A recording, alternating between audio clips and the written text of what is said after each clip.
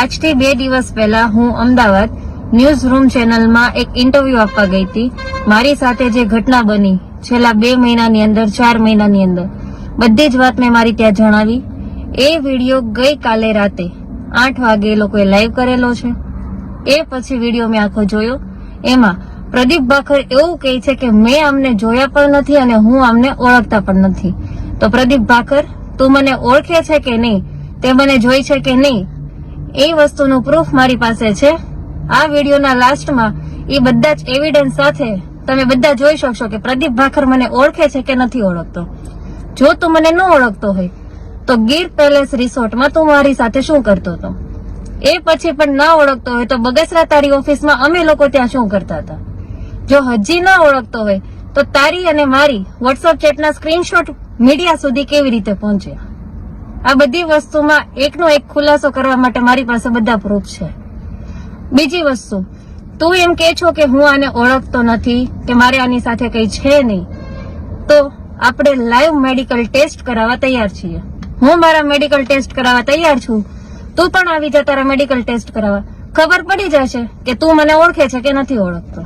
Plus બીજી વસ્તુ, મારા પતિનો વિડીયો અત્યારે વાયરલ થઈ રહ્યો છે, જેમાં એ મારા વિરુદ્ધમાં, મારા ફેમિલીના વિરુદ્ધમાં બધા એવિડન્સ આપીને બોલે છે કે આ ટોટલી વસ્તુ ખોટી છે, આ લોકો સાચા છે, મારી વાઈફ ખોટી છે. તો એ વિડીયો બાબતે બી મારી પાસે પ્રૂફ છે કે તમે લોકોએ કેવી રીતના એની પાસેથી પ્રેશર કરીને વિડીયો બનાવેલો છે.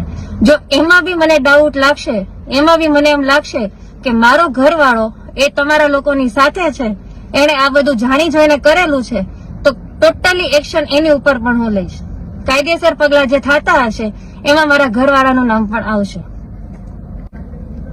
આ બધી વસ્તુ બન્યા પછી કાલે રાતથી 12 વાગ્યાથી લઈને મારી ઉપર જેવી કાકડિયા તરફથી સમાધાનના ફોન પણ આવે છે, રાજકીય પક્ષો દ્વારા પણ મને ફોન આવે છે કે તમે સમાધાનમાં બેસી જાઓ અને આનંદ કાકડિયાનું નામ કાઢી નાખો. ભાખર સાથે તમારે જે કરવું હોય એ કરો. પણ નહીં, હું કોઈ સમાધાનમાં બેસવાની નથી. હું જેમ 2 મહિના જેલની સજા કાપીને આવી છું એમ જ મારે આ લોકો જેલના સળિયા પાછળ જોઈએ. મને એટલો વિશ્વાસ છે ન્યાયતંત્ર ઉપર કે મને મારો ન્યાય મળશે. રાજ્યના મુખ્યમંત્રી સુધી મારો આ વિડીયો પહોંચે એવી હું આશા રાખું છું. અને મારે જરૂર પડશે તો હું સીબીઆઈ ની મદદ પણ આમાં લઈશ. પોલીસ સ્ટેશનમાં પણ હું આ એફઆઈઆર મારી મૂકવાની છું. જો ત્યાંથી પણ મને સપોર્ટ નહીં મળે તો હું કોર્ટના દરવાજા ખખડાવીશ. હું એટલા બધાને એક જ વિનંતી કરું છું મીડિયા દ્વારા કે મને આ વસ્તુમાં ન્યાય અપાવો, આના કાયદેસર પગલા લ્યો, સાબિતી સાથે બધા સામે આવો. જો હું સાચી હોઉં તો મને ન્યાય મળવો જોઈએ, પ્રદીપ ભાખર સાચો હોય તો પ્રદીપ ભાખરને ન્યાય મળવો જોઈએ. અને બીજી વસ્તુ, પ્રદીપ ભાખરે મારી જેવી ઘણી છોકરીઓના આવી રીતના શોષણ કરેલા છે, પણ એ બધી છોકરીઓ સમાજના ડરે બહાર નથી આવેલી. હું પોલીસને રિક્વેસ્ટ કરું છું કે આમાં ઊંડી તપાસ કરો. જો હું ખોટી હોઉં કે ભાખર ખોટો હોય તો અમારા બેના મેડિકલ લાઈવ ટેસ્ટ કરાવો, અમારા બંનેના લાઈવ લોકેશન ટ્રેસ કરાવો. હશો તો અમે બંને સાથે જશું. બેંકોંગ એ મારા સાથે આવેલો છે તો એની લાઈવ લોકેશન ટ્રેસ પરથી એ પણ ખબર પડી જશે કે એ બેંકોંગ હતો કે નહોતો. મારી પાસે ટોટલી પ્રૂફ છે કે બેંકોંગ હતો.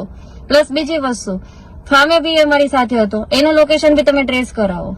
પ્રદીપ ભાખર, તારા કયા કયા ગોરખ ધંધા છે, તો હું ધંધા કરે છે, હું ધંધા કરાવે છે, એ ટોટલી એવિડન્સ બધા પ્રૂફ મારી પાસે છે. અને એ બધા પ્રૂફ લઈને હું પોલીસ સ્ટેશનમાં એફઆઈઆર કરવા જવાની છું. નેક્સ્ટ વીક તૈયાર રહેજે બધી વાતના જવાબ આપવા માટે. જો તને એમ હોય કે રાજકીય દબાણ આપીને તું આ કેસ પાછો લેવડાવી લઈશ તો એ પોસિબલ નથી. હું આ વસ્તુમાંથી પાછળ નથી હટવાની, કેમ કે મેં જે 2 મહિના જેલમાં કાઢ્યા છે તારા ભૂલને લીધે હતી, તમારા બધાની ભૂલની લીધેથી.